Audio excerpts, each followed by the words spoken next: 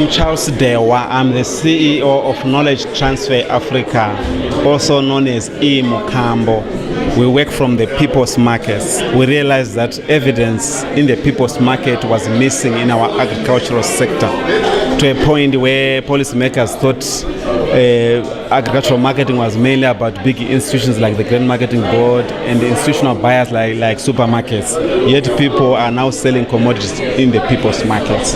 Evidence used in the agricultural sector is seen mainly in informing production. Our hope is that when we gather evidence from the market, it should inform farmers to say, these are the commodities that you need to produce as a result of what you see in the markets. Gone are the days where farmers will just produce without knowing the market. Already we see evidence of that. Now financial institutions are now giving finance to farmers on the basis of presence of a market, which means the evidence has actually made a difference there. We see policy making also being used in a decision to import maize, to import food from wherever it's coming from. There have been cases where government is now saying, no, we're going to put some ban importation of certain fruits because they've seen that locally we have evidence of availability of different fruits and food, which helps us. So we see that as an important part of evidence. Unfortunately, government and development partners don't put a lot of money into evidence gathering, generation and processing. People assume projects are just going to run on their own. There isn't much resources being put towards evidence generation from the markets mainly.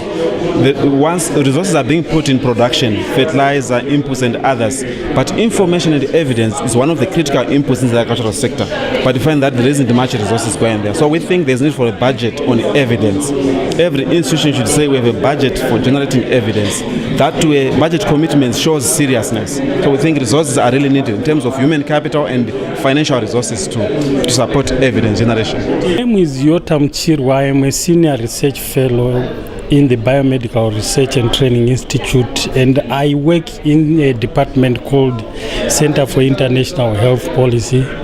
Basically what I do is I collect data, develop research protocols, develop tools, analyze the information, write reports, and also publish whatever findings or evidence that we will have gathered. We use a lot of evidence in our work, primarily because we are a research organization, and all research obviously starts from some type of evidence that has existed before or that is in existence at a particular moment in time, because whatever we do is trying to reaffirm whether evidence is still useful, also question that same evidence to find out if there are gaps in it. So yes, the starting point for all research is evidence, whether in a packaged form as literature, as a document, or in any other form.